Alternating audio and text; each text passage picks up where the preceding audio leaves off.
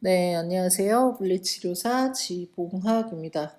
오십견에 대한 모든 것이라는 주제로 이제 오십견에 대한 얘기를 하고 있습니다.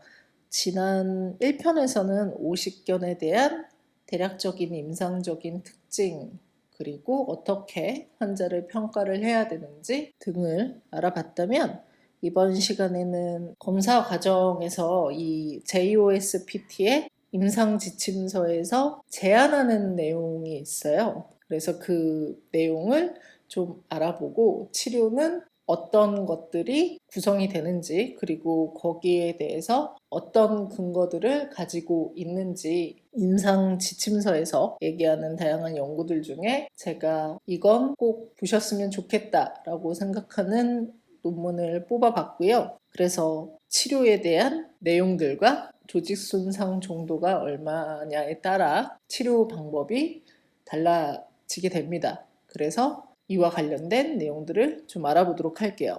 자, 제일 처음으로 보게 될 내용으로는 JOSPT에서 제안을 하는 내용인데, 이건 꼭 이 영상을 보시는 선생님들께서 좀 알아두시면 굉장히 좋을 내용인 것 같아서 꼭 소개를 드리고 싶습니다. 환자 평가를 통해서 오십견이라는 환자의 증상이 오십견이라고 진단을 내리셨으면, 자, 우리는 이제부터 뭘 하셔야 되냐면, 환자가 호소하는 뭐 통증의 강도라든가 아니면 제한된 ROM, 그리고 스티프니스, 그 다음에 오십견으로 인한 다양한 통증의 양상을 평가를 하신 다음에, 이 환자분께서 과연 지금 어느 정도의 조직 손상, 민감성을 호소하고 있는지를 일단 먼저 결정을 하셔야 합니다. 이게 왜 중요하냐면, 이 민감성에 따라서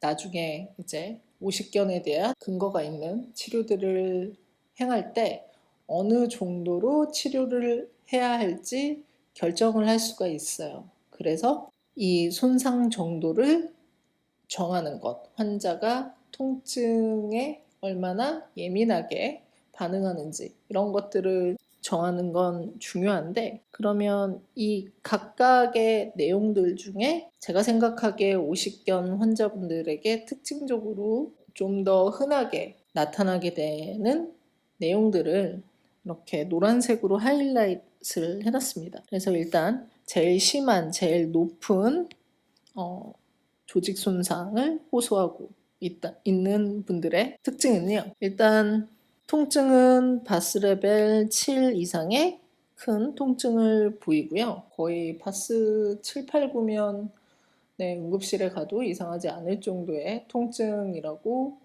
저는 알고 있는데, 사실 오십견과 같은 경우는 통증이 굉장히 심해요. 제가 흔히 환자분들께도 설명을 해드리는 게, 교과서에서는 웬만하면 통증이 아프다고는 잘 하지 않는다. 근데 교과서에 통증이 정말 심하다라고 할 정도로 설명을 해놨다면 그건 정말 아픈 것이라고. 네, 그랬더니 환자분들께서 많이 공감을 해 주시더라고요. 초기 급성 환자분들과 같은 경우는 저는 그렇게 환자 교육을 하고 있는데, 바스 7 이상의 굉장히 심한 통증과 함께 이게 좀 특징적으로 잘 보셔야 돼요. 밤에도 통증이 계속적으로, 아니면 쉬는 도중에도 통증을 계속적으로 호소를 하고 있는지, 어느 정도 급성기를 한 6개월에서 7개월 정도를 거치게 되시는 분들은 통증이 점점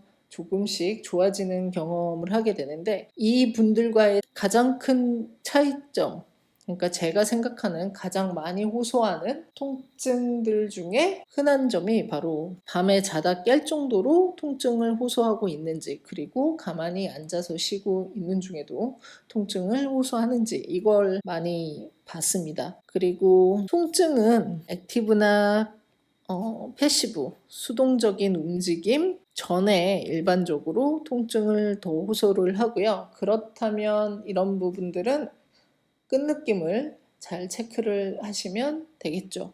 그리고 패시브 ROM보다 액티브 ROM이 굉장히 유의미하게 적습니다.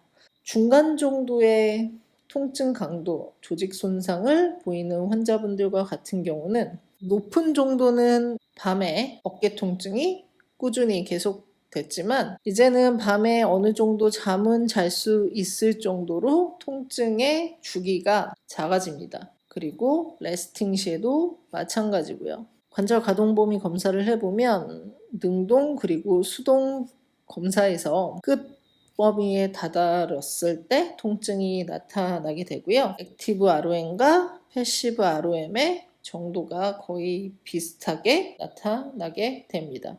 그리고 통증기를 넘어서 통증이 점점 적어지기 시작하는 순간이나 아니면 오십견을 호소한 지 굉장히 오래된 적어도 1년 반 정도 이상은 호소를 하신 환자분들을 검사를 해보게 되면요. 대부분은 통증 강도도 많이 좋아져 있고요. 야간통은 없습니다. 액티브 ROM과 패시브 ROM이 비슷한 게 중간 정도의 손상이라면 오십견 후반에서는 패시브 ROM을 넘어서 오버프레셔, 스트레칭을 해주기 위해 조금 더 과도하게 관절 가동 범위가 움직일 경우 통증을 호소를 하게 되는 거죠. 또한 액티브 ROM과 패시브 ROM이 똑같습니다. 자, 각각에 대한 내용은 결국에는 오십견의 자연 경과에 맞춰서 정도가 달라지잖아요. 그래서 이 내용이 치료에 중요하다고 했는데 여러분들께서 환자 치료를 하실 때는 오십견의 경과 과정 등을 머릿속에 기억하셔서 환자분들께도 잘 설명을 해 주셨으면 좋겠습니다. 또한 치료는 손상 정도에 따라서 하는 걸 제한한다고 했으니까 환자 치료를 위해서는 치료사와 환자 모두가 오십견에 대한 자연 경과 과정을 잘 이해하는 게 중요하다고 볼 수가 있겠죠. 자, 그러면 지금부터 오십견에 대한 치료 방법은 어떤 것들이 있는지를 소개해 드리도록 할게요. 오른쪽은 이제 각 치료마다 어떤 연구들이 사용되어졌는지에 대한 근거의 정도 기준이 있습니다. 그래서 여기와 관련된 내용은 직접 한번 보시도록 하시고요. 이 영상에서 소개를 해볼 건 일단 오십견 초기 통증 관리에 가장 중요하다고 생각이 되는 스테로이드 인젝션과 환자 교육 그리고 스트레칭 엑서사이즈에 대한 내용을 소개하려고 합니다. 제가 정형 전문 물리치료사이기도 하고 매뉴얼 세라피에 대한 공부도 사실 되게 좋아하는 사람이기는 한데 저는 조인트 모빌라이제이션과 같은 경우는 사실 오십견 치료에는 그렇게 중요하다고 생각하지는 않거든요. 왜 그러냐면 일단 조인트 모빌라이제이션의 효과는 크게 두 가지가 있죠.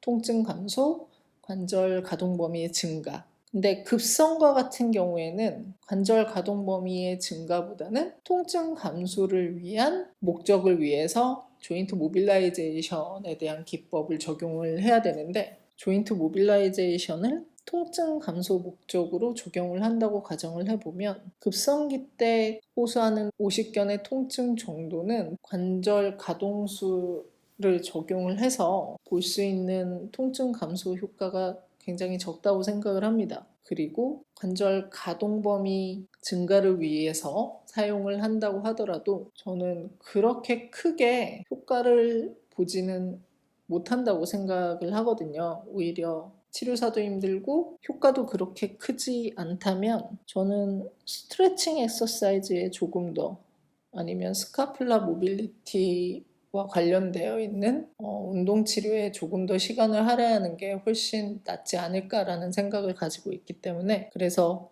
임상지침서에서는 관절 가동술이 효과가 있다고 나오는데요. 매뉴얼 세라피를 하는 물리치료사 선생님들은 관절 가동 범위 증가에 대한 매뉴얼 세라피의 효과 등이 충분히 많은 근거가 있다는 걸 다 아실 거기 때문에 여기서는 언급을 안 하도록 하겠습니다.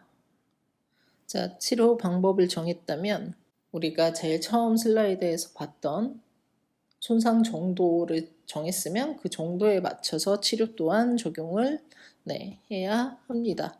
그래서 각 손상 정도에 따라서 다양한 내용들이 있는데 제가 이 부분은 꼭 소개를 시켜드리고 싶다라고 생각하는 부분에 하이라이트를 해놨어요. 그래서 하나씩 좀 보자면 일단 제일 높은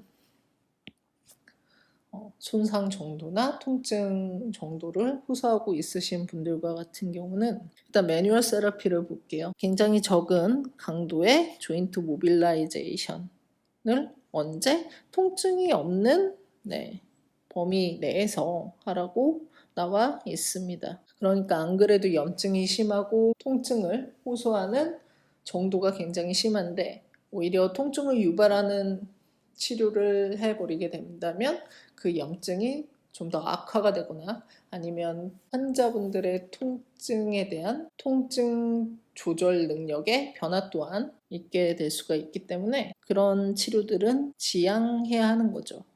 통증에 대한 내용이 궁금하시면 제 온라인 강의가 도움이 될 수도 있습니다. 그리고 가동성 운동을 좀 보도록 할게요. 가동성 운동은 어떻게 수동으로 어느 범위 내에서 통증이 없는 범위 내에서 수동적인 운동을 해야 하는 거고 또는 통증이 없는 범위 내에서 운동 보조 운동까지 적용을 할 수가 있습니다.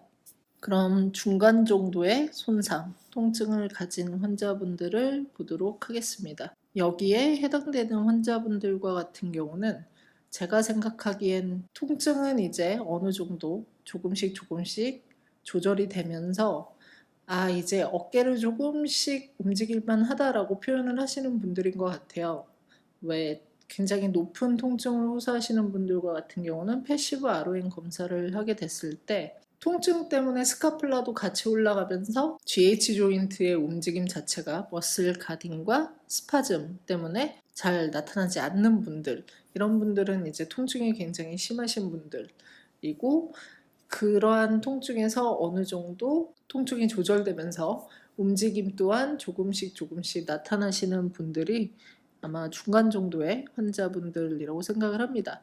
그래서 이런 분들과 같은 경우에는 이제 스트레칭은요, 일단 부드럽게 시작을 하고 환자가 버틸 수가 있다면, 참을 수가 있다면 중간 정도의 스트레칭 강도를 통해서 이제 조금씩 강도를 올리게 되면 되는데, 일단 치료 후에 조직의 염증 그리고 이와 관련된 통증을 만들어내는 것을 지향하면서 어느 정도의 조직 저항까지 조금씩 강도를 늘려나가시면 됩니다.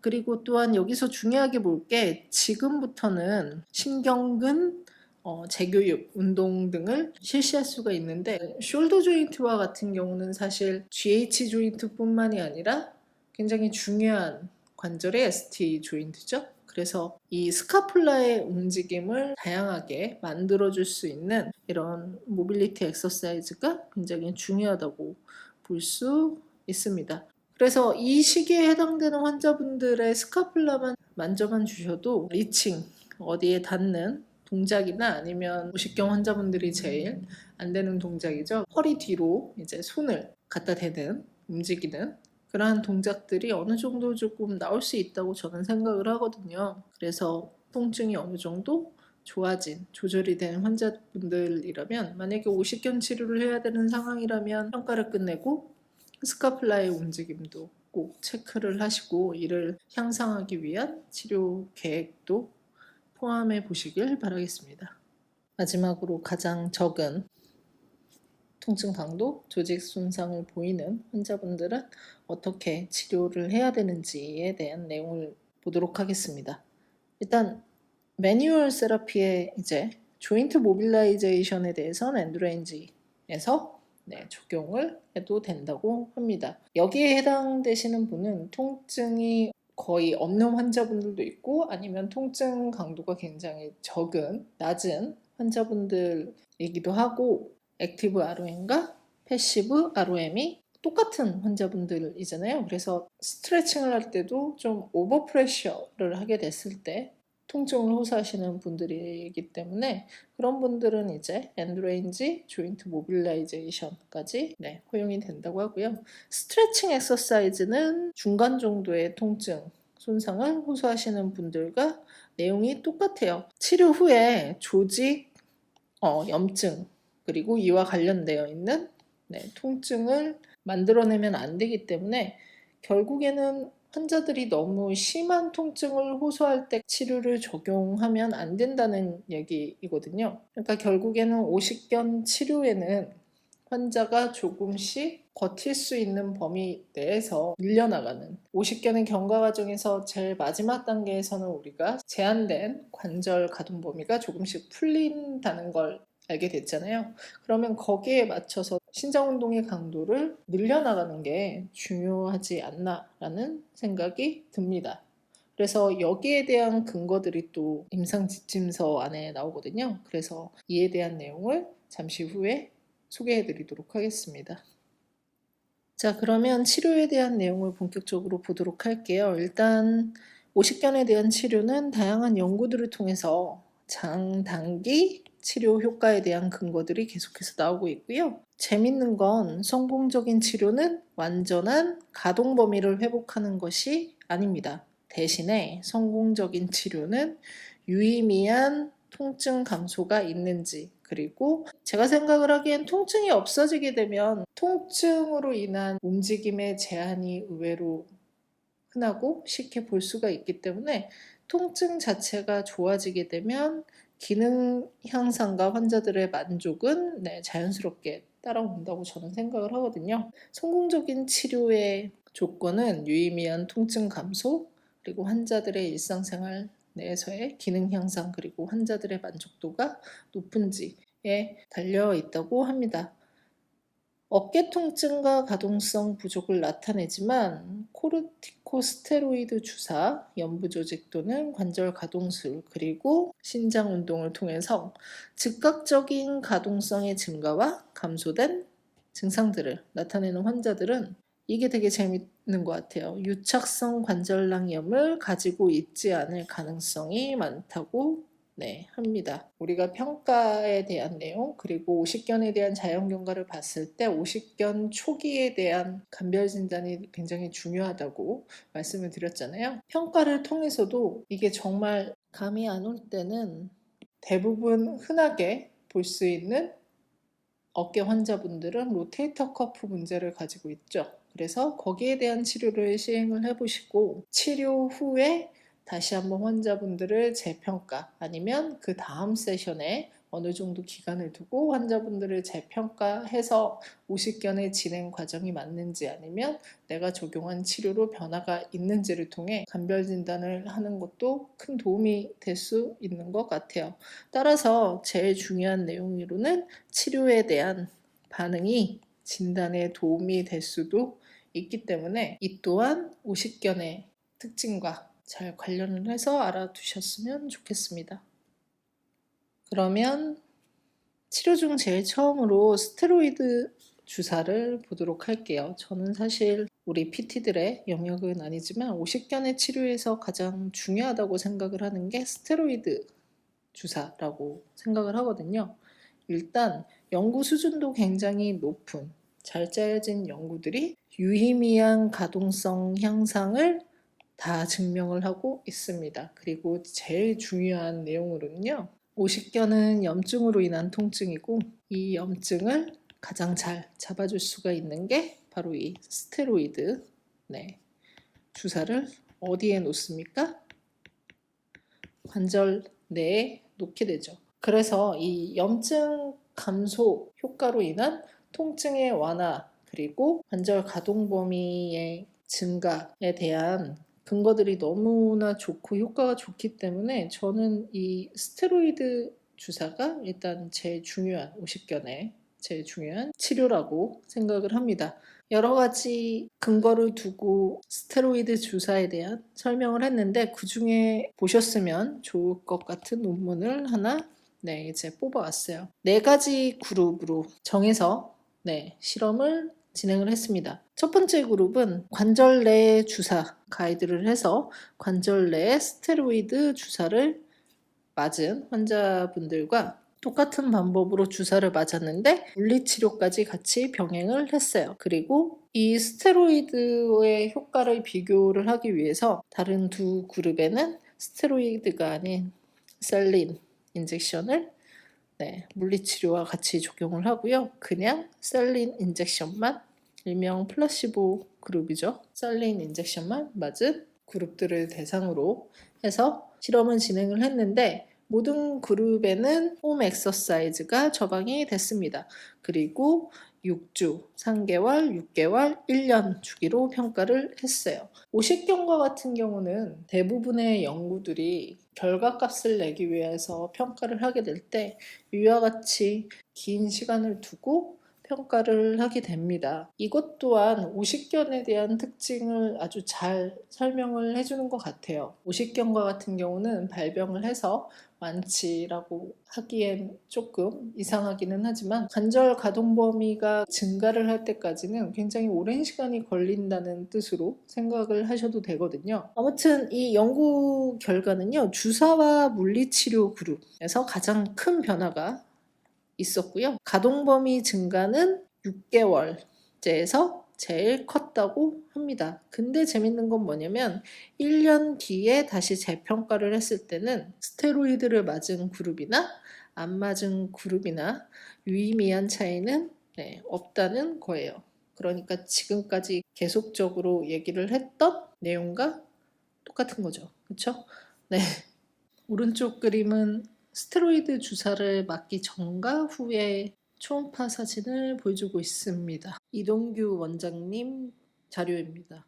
이제 제가 한국에서 마지막으로 일한 병원이 이동규 원장님께서 운영하시는 병원이었거든요. 원장님께서는 어깨랑 무릎 관절 전문이셔서 다른 지역에서 환자분들이 많이 찾아오셨는데 그래서 원장님께 많이 배우기도 했고 저 스스로도 굉장히 공부를 열심히 했던 것 같아요.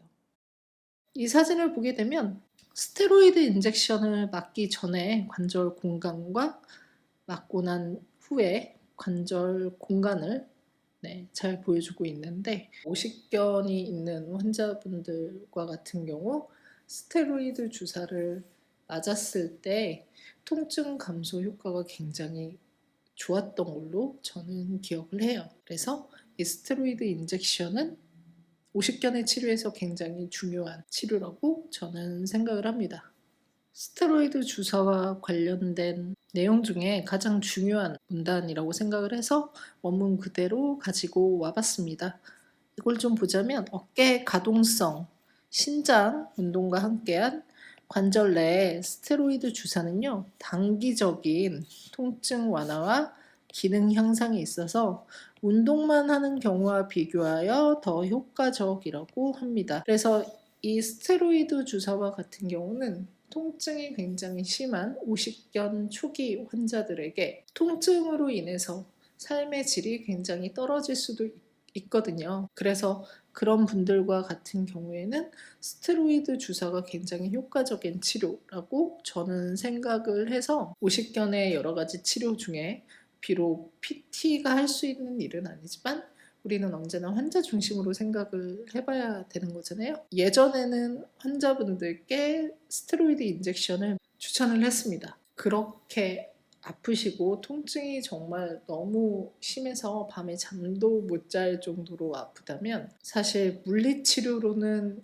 어느 정도 한계가 있고 이는 오십견이라는 건 염증으로 인한 통증이 굉장히 주가 되고 이로 인해서 통증이 굉장히 심한 거기 때문에 가장 효과가 좋은 치료는 스테로이드 인젝션이다. 거기에 주사를 만약에 생각을 하고 계신다면 꼭 그 병원에 초음파 또는 엑스레이로 실시간으로 주사바늘이 관절 내로 들어가는지를 보면서 맞는 병원이었으면 좋겠다라고 설명을 해드려요. 근데 최근에는 조금 생각이 바뀌었습니다. 최근에는 이 스테로이드 인젝션에 대한 부작용에 대해서 글을 우연히 봤어요. 근데 스테로이드 주사와 같은 경우는 저도 잘은 모르지만 1년에 한 번 정도는 괜찮지 않을까라는 생각을 가지고 있었는데 약에 대한 부작용에 대해서 글을 한번 읽고 난 다음에는 주사에 대해서 환자분들께 설명을 해드리는 건 제 영역이 아닌 것 같기도 하고 그래서 요즘은 어떻게 환자분들께 말씀을 드리냐면 너무 심하면 통증 감소에는 가장 좋은 게 주사, 특히 스테로이드 주사이기는 한데 부작용이 좀 있을 수가 있습니다. 그래서 조금 참을만 하시면 환자분들께 호소한 기간을 좀 보고 참을만 하시다면 조금 참아보는 건 어떠시냐라고 말씀을 드리고 있어요. 어려운 것 같아요. 네. 다음 슬라이드 보도록 할게요. 자, 이번에 볼 치료로는 환자 교육입니다. 물리치료에서 환자 교육은 언제나 저는 중요하다고 생각을 합니다만 오십견에서는 특히나 중요한 것 같아요. 그래서 이 환자 교육에 대한 내용을 보게 되면 임상가들은 다음과 같은 환자 교육을 이용해야 한다고 합니다. 일단 유착성 관절낭염에 대한 자연 경과를 꼭 설명을 해 드려야 되겠죠.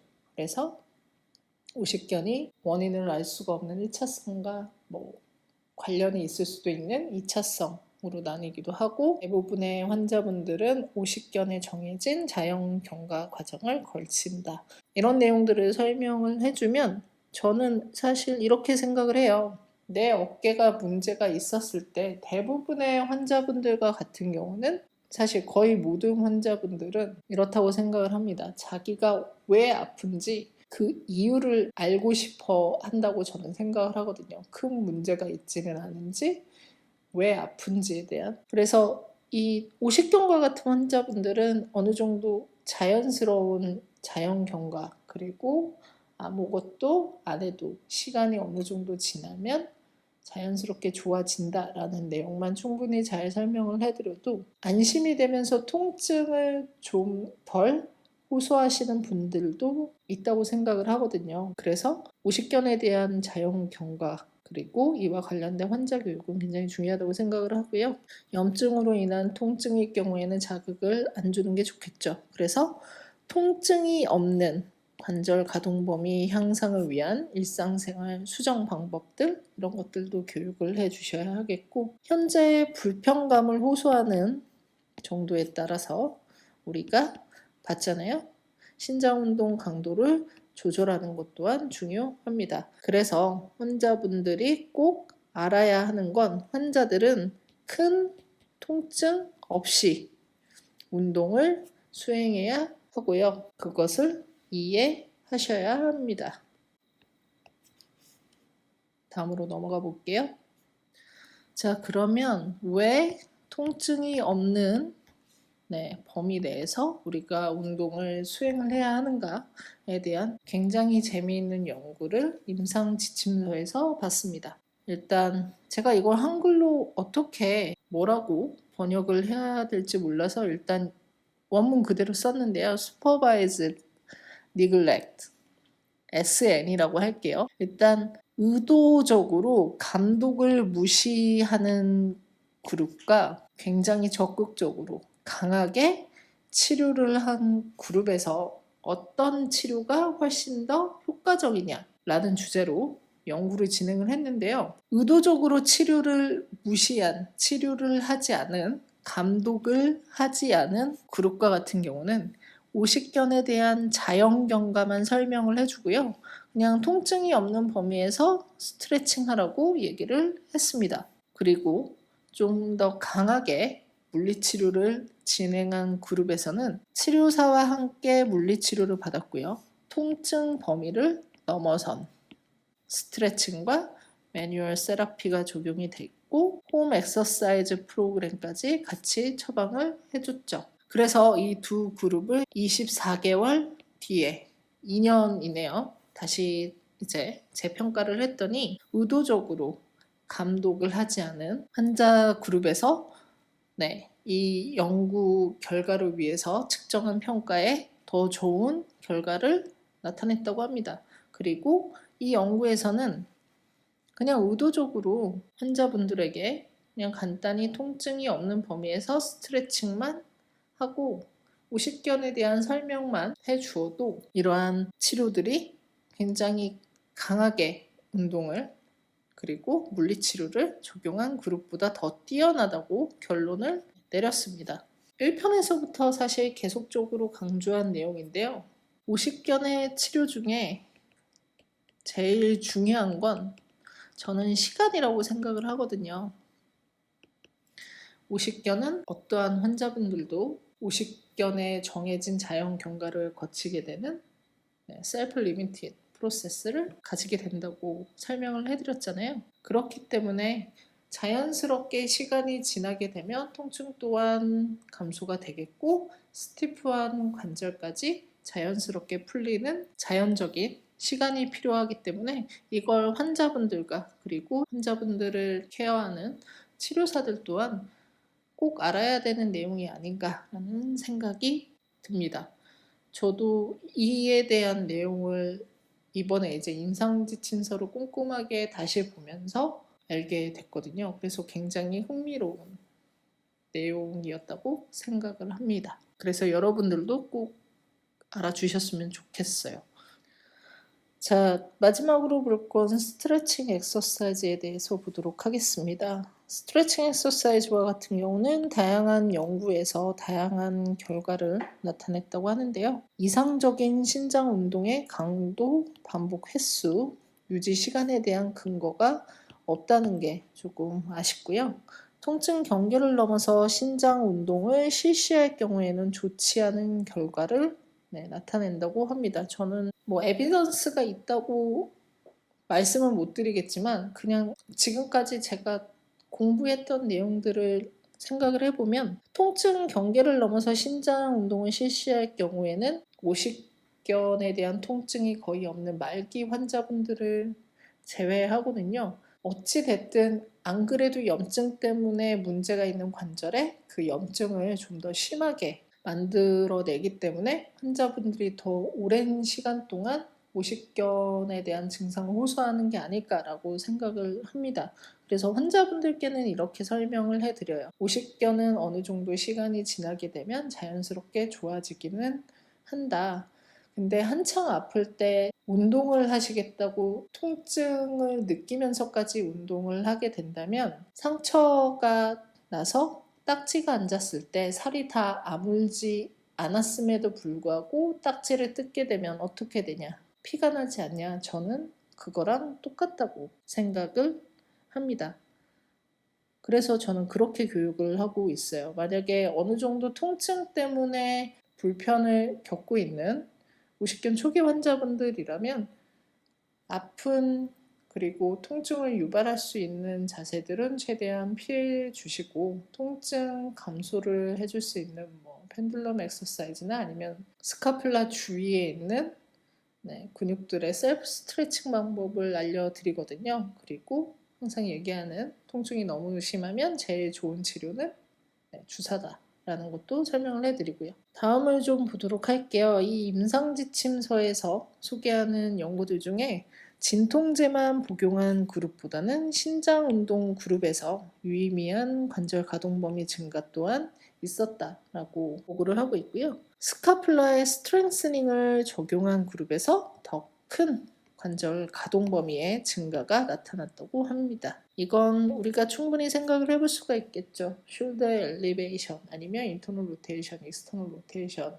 등등 숄더 조인트의 모든 움직임은 스카플라가 꼭 같이 적절하게 움직여줘야 어깨 관절 움직임이 일어나게 됩니다. 우리가 오십견 치료를 할 때 스카플라에 대한 평가도 굉장히 중요하다라는 것을 기억해 주셨으면 좋겠고요. 치료사는 신장 운동을 적용해야 하지만 강도는 우리가 제일 처음에 알아봤던 얼마나 불편감을 호소하는 정도에 따라서 우리가 어떻게 치료를 해야 되는지 치료 계획이 바뀌게 된다는 거죠. 환자분들을 잘 평가를 하시고 오십견이 얼마나 진행됐는지에 따라서 환자의 호소 정도를 꼭 같이 생각을 해 보시면서 치료 그리고 환자 교육을 잘 적용하셨으면 좋겠어요. 저는 개인적으로 이 임상지침서를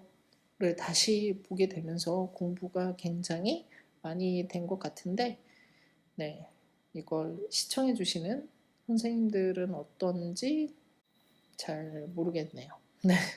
하지만 네, 일단 제가 준비한 내용은 여기까지입니다. 그래서 되게 지루한 내용 봐주셔서 너무너무 감사드리고요.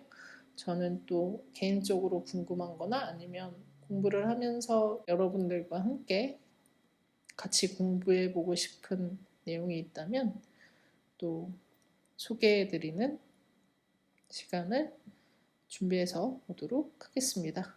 네, 감사합니다. 안녕.